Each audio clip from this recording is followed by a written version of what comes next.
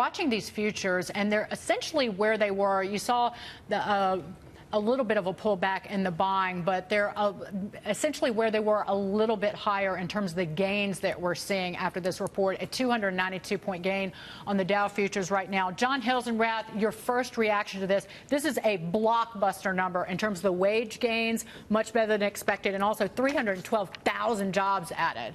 312,000. Yeah, the first word that popped into my head was eye-popping. I mean, 312,000. Everyone's talking about a slowdown, and 312,000. That's a really strong number. I wonder if there might be something flaky in here, but if there isn't, this is an economy that was going plenty strong going into the end of the year. What would flaky be, to push back? I'm curious what you mean by that. Well, like, what could be in there that's weird? I don't know, but an unemployment rate going up 0.2%. Who knows what kind of shifts are going on in some of those numbers? And just when the payroll number is so much above consensus, you have to. I mean, the honest answer is I don't know what would be flaky, but I just want to learn more about the numbers before declaring the job market was so robust at the end of the year, because that's a really strong number. Because the factory jobs look terrific, quite everything, frankly. Mining, factory, everything. 32,000 December factory jobs added, goods producing 74,000. Construction in the month of December was up 38,000 jobs. Again, across the board, and the strength. It's interesting, and I don't want to get everybody in here, but 301,000 jobs in the private sector. That really is a follow-on to the ADP report that we got yesterday. So that was a really good indication. Lisa, your reaction? So I think that this is really a nice boost to the economic news that's been coming out. If you look over the last few weeks, really it's been a pretty tough environment for all of the news releases, whether it's slowing growth numbers from China, whether it's concern about whether the Fed is going to remain too hawkish, whether it was a poor ISM print recently. And so I think what you're seeing is that the markets are at least staying steady on this, even though it's a little bit stronger report than consensus, simply because people needed another boost of confidence. And at the end of the day, the consumer drives the economy, and what you're seeing is that the labor market is going to continue to support that. Robert? Yeah, I mean, this was a great number.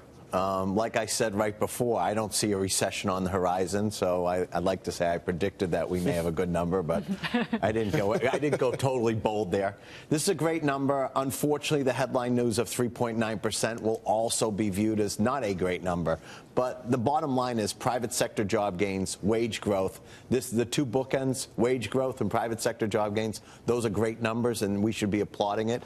Unfortunately, it could hit the market, which is another reason why I said let's not look at the market as the predictor of where the economy is. Well, that 3.9% number is great, actually, in my view, because you saw the labor force participation ratio tick up. So now we're at 63.1%, and that's good. That's showing that people, regardless of what's happening in, politics or government shutdown or the Democrats taking over the House, none of that mattered. People actually decided to get back to work, right? And so more people are entering the labor force, which we need. Let me just push back on that. 8 years when I was advising the president, President 44, a 63% number for participation, he was getting hit on every time.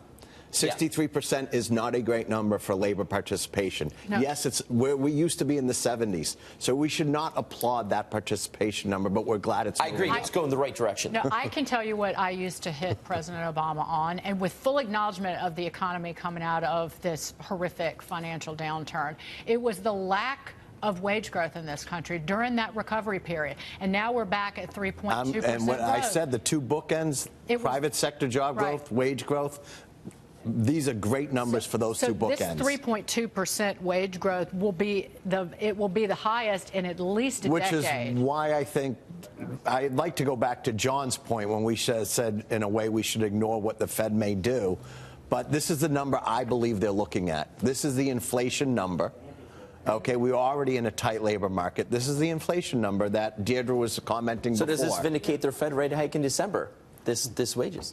It's a It good seems point. like traders, I feel like, are pricing in sort of a 50-50 chance even of a rate increase this year, which is very different than even just our views a month ago when Jay Powell sort of gave the economy a thumbs up. I think it's worth noting, too, that the futures are actually off their high. So Right. I don't know. I heard what you said about not using the markets as a predictor.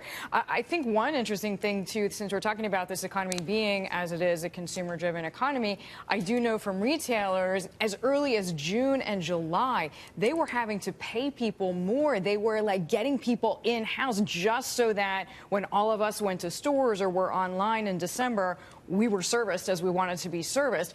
And that was an area that saw, even though a lot of it was temporary, so we'll see how much of that temporary workforce shows up in this data, but that was a really big factor. And I just want to point out one thing to put these numbers in perspective.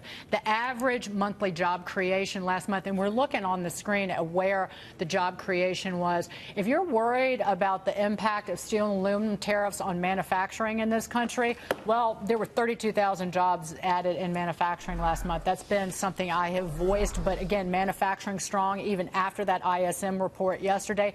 Retail, the consumer strong, gaining almost 24,000 jobs there. Construction, even in the month of December, up 38,000 jobs. Leisure and hospitality adding 55,000.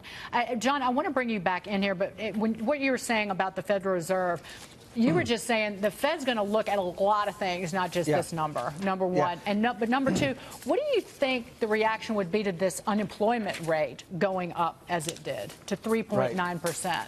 So let me say 2 or 3 things about the Fed. First of all, Kevin Kelly just made a really good point. You know, the Fed has been catching a lot of flack for doing that rate increase in December. People said they had gone too far and done too much. But, you know, this number shows the Fed is responding to a strong economy, and it helps to justify what they just did. I do think they want to look at a lot more numbers in January and February to make sure that these market hiccups aren't something bigger going on. You know, I think in terms of today's report, they're going to say really strong economy, unemployment rate at 3.9%. Well, that's kind of good news too, because it's a little bit of pressure off the labor market, off of this idea that there's a lot of inflation pressure building. So I think all in all, the Fed sees an economy that's on track. Maybe they go ahead and do another rate move in March, but there's a lot of data they want to look at before they make that decision. My train of thought in that last little bit went off the rails before I started going into the industry growth last month in terms of job creation. I wanted to point out, in the United States last year, we added 220,000 jobs a month in 2018. That is faster than the previous year's pace of 182,000 a month, and it's the best job growth since 2015. So again, a lot of that, some of that goes to the tax reform package that was passed early last year. Richard, I want to bring you in here. No, I'm reading over these numbers. I think the most interesting number to me is actually what Robert was talking about, which is the labor participation rate, right, which has ticked up a little bit, which I think speaks to the fact that there is a skills gap in this country. There's tons of computer coder jobs and nobody to take them. So as we go into this new Congress, the question becomes is where can Democrats and Republicans work together to fund college technical education programs, to make sure that we create more coders, to fund public education so that we can fix this problem so we increase the labor participation rate. Robert? At 10:15 a.m., I'm going to see Jay Powell go on stage and talk to Bernanke and Yellen, talk about the rate hike in December, and he's going to talk about these wages being up, and he's going to take a victory lap, and you can see it here on Fox Business. Well, That's your prediction. No, that's my prediction, obviously.